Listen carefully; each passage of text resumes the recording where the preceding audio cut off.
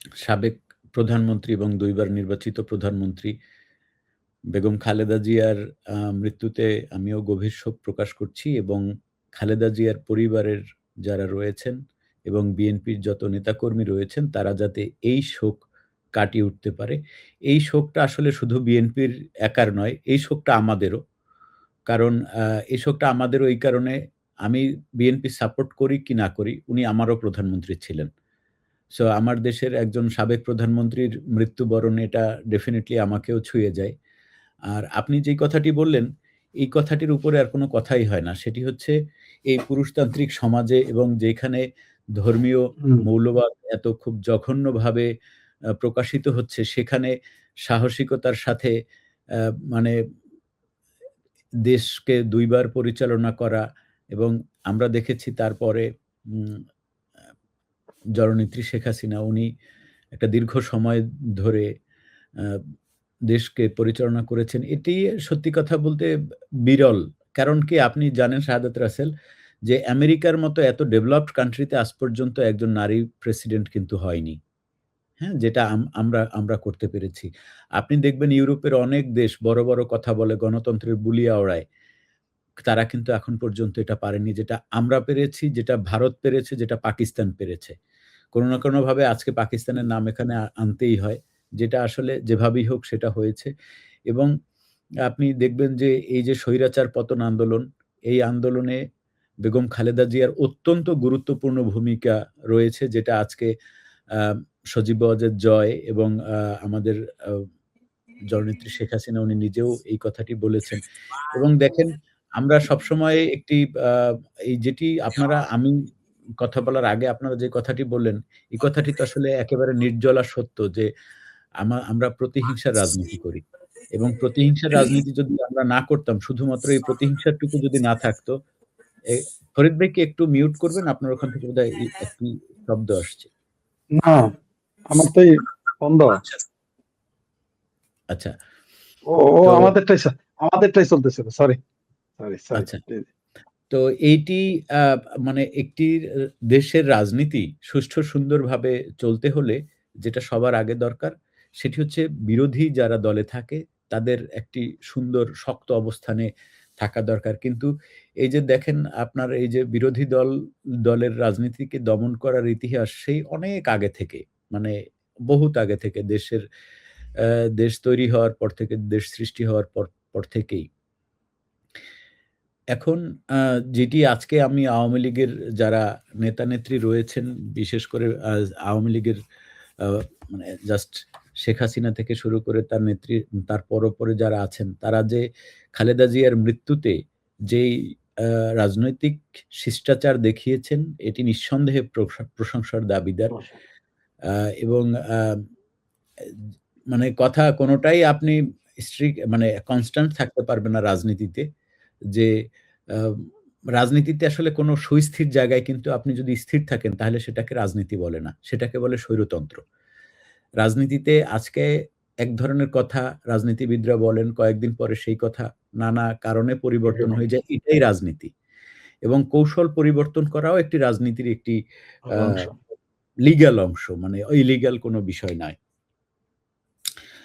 আমি যেটা বলতে চাই সেটি হচ্ছে আ যে বিএনপির আ যেই আ যে অংশটা বা যারা ধরেন নানা ধরনের প্রচার প্রপাগান্ডা চালায় এবং যেমন ধরেন এই বিএনপিতে বা এই ধরনের রাজনৈতিক আ সুনজর পাওয়ার জন্য কিছু চামচা কোয়ালিটির কিছু লোক যারা হচ্ছে গিয়ে নানা সময় নানান ধরনের কথা বলে কিন্তু এই ২ দলের মধ্যে খুব বাজে রকমের আ সমস্যা ঘটিয়েছে। তাদের মধ্যে একজন এই লোক হচ্ছে গিয়ে আসিফ নজরুল।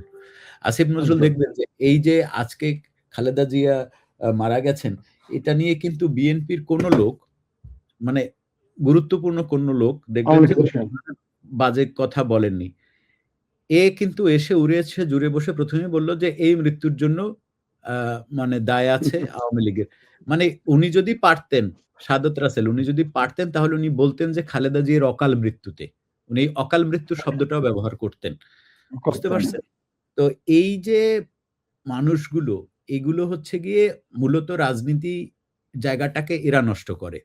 এরা এই যে সেটা আপনি যদি দলীয় লোকের কথাও বলেন, আওয়ামী লীগেরও কথা বলেন বা বিএনপির লোকের কথাও বলেন, তারা কিন্তু স্পেশাল সুবিধা গ্রহণ করার জন্য দলের মধ্যে এসে ঢুকে চট করে ২-৪ টা কথা বলে দিয়ে মানে মানে রাজনৈতিকভাবে পরিস্থিতিটাকে ঘোলাটে করে ওই ঘোলা জলে তারা কিন্তু মাছ শিকার মাছ করে শিকার। চলে হুম? আপনি দেখেন এই যারা আজকে পর্যন্ত বলেছে যে খালেদা জিয়ার চিকিৎসা হয়নি, সুচিকিৎসা হয়নি, তারা কেউ কিন্তু বিএনপির নেতৃস্থানীয় পর্যায়ে না। আমার মায়ের সুচিকিৎসা হয়নি এই কথা কিন্তু তারেক রহমান আজ পর্যন্ত বলেননি। কিংবা বলে নাই। যারা মা অভিযোগ করে। খালেদা জিয়ারও যখন আ আম কথা বলার সুযোগ ছিল, উনি কিন্তু একটা বারেও কি কেউ শুনেছেন যারা এখানে লাইভ দেখছেন বা যারা আপনারা লাইভে আছেন, তারা কি কেউ শুনেছেন যে আওয়ামী লীগ সরকার আমার সাথে চিকিৎসা নিয়ে মানে খারাপ আচরণ করেছে? বরং বলে নাই। অ্যা এইটা বলা হয়েছে অ্যা তারেক রহমান এই কথাটা বলেছে যে, "আমার মায়ের চিকিৎসা বরাবরের মতো আপনারা যেরকম দায়িত্ব নিয়ে করেছিলেন, পেশাদারিত্বের সাথে করেছিলেন, এখনো সেটা করছেন।" তার মানে কি? এবং ব্যাপারটা তো এরকম নয় যে খালেদা জিয়া একবার হসপিটালে গেছে, তারপরে উনার যে মুখ ক্লোজ হইছে, উনি আর এরপরে কখনো কথা বলতে পারেননি। এটা কিন্তু নয়। আপনি একটু হ্যাঁ, দেখবেন যে উনার যে চিকিৎসার যে দীর্ঘ কঠিন থেকে সুকঠিন চিকিৎসাটা, সেই চিকিৎসাটা কিন্তু হয়েছে তখন উনি ক্ষমতায় ছিলেন না।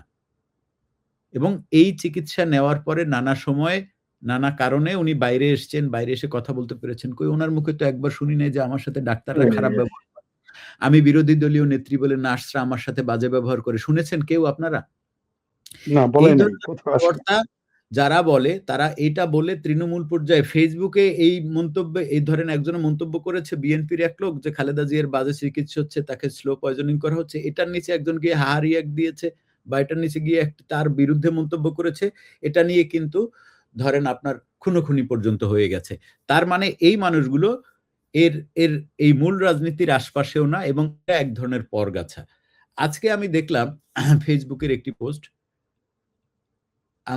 একজন লোক পোস্ট করেছে খালেদা জিয়ার প্রতি শোক জানাচ্ছি। সাথে সে সেখানে লিখেছে আনফ্রেন্ড। তাহলে তুই খালেদা জিয়াকে ওই লোককে আনফ্রেন্ড করছিস, তাহলে তার আগে শেখ হাসিনাকে আনফ্রেন্ড কর।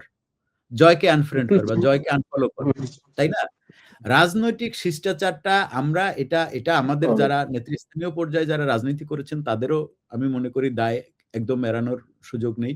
কারণ তারাও হয়তো আ মানে এটা একটা মানে সেনাবাহিনীতে একটি কথা আছে। সেটি হচ্ছে কমান্ড যত নিচে যায় তত শক্ত হয়।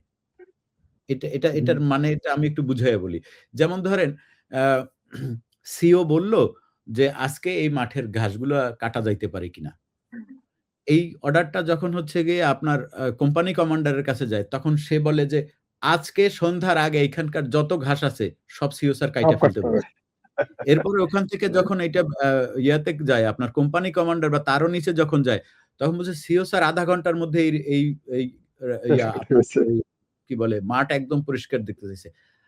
যখন আরো নিচে যায় তখন সে বলতেছে যে, "এই মাঠে শুধুমাত্র মাটি দেখা যাবে আর কিছুই দেখা যাবে না।" এটা কোনো আল্টিমেটলি ব্যাপার কিন্তু কাজটা হয় না। কাজটা কিন্তু নষ্ট হয়ে যায়। সিও হয়তো বলেছে ঘাসটা উঁচা-নিচা হয়েছে এটা সমান করে কাটা যায় কিনা এটা একটু দেখো যদি তোমার হাতে সৈনিক থাকে না। তাহলে এটা একটু কেটে দাও। তো এইটা হচ্ছে গিয়ে ঘটনা। মানে যদি খালেদা জিয়া বা শেখ হাসিনা কোন একটা বিষয় নিয়ে এতটুকু একটু কথা বলে, তার তৃণমূল পর্যায়ে গিয়ে সেটা এত বড় হয়ে যায়। অথচ যেটা ভালো কাজের কথা বলে, ধরেন খালেদা তখন জিয়া আবার বা কথা না। শেখ হাসিনা বলল যে, আসুন আমরা এই ভালো কাজটা করি।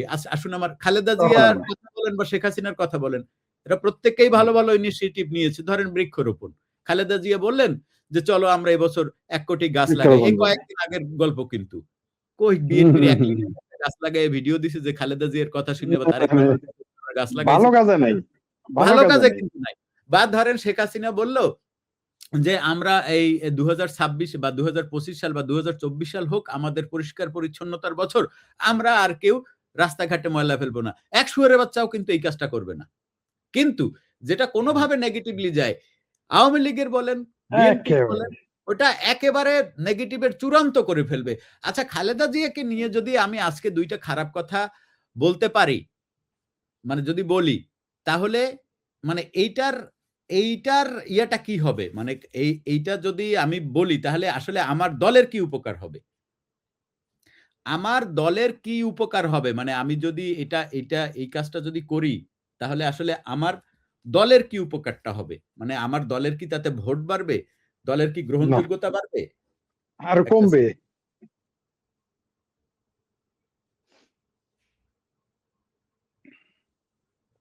মানে এতে কি আসলে আমার দলের আমার দল অনেক ভদ্র, আমার দল অনেক সভ্য। এতে কি মানে আমার মানে এটা প্রমাণিত হবে? বরং প্রমাণিত হবে যে আমরা সবাই অসহনীয় হয়ে উঠছি এবং রাজনৈতিক যে অবস্থা বর্তমানে চলছে, তাতে এই অসহনীয়তা যত বাড়বে তত আমাদের দেশের ক্ষতি হবে, দেশের মানুষের ক্ষতি হবে এবং আল্টিমেটলি যারা টাকা পয়সা না মারা রাজনীতি করে শেষ পর্যন্ত দেখবেন যে তারা ক্ষতিগ্রস্ত হয় এবং যারা টাকা পয়সা মারে যে দল থেকেই হোক, আওয়ামী লীগ থেকে হোক, বিএনপি থেকে হোক, অন্য যেকোনো রাজনৈতিক দল থেকে হোক, কেওয়াজগুলা কিন্তু তারা বাজায়। কারণ এই কেওয়াজগুলা বাজাইয়া তাদের সুবিধা তারা ফায়দা। গ্রহণ করে। তাদের ফয়দাটা তারা গ্রহণ করে।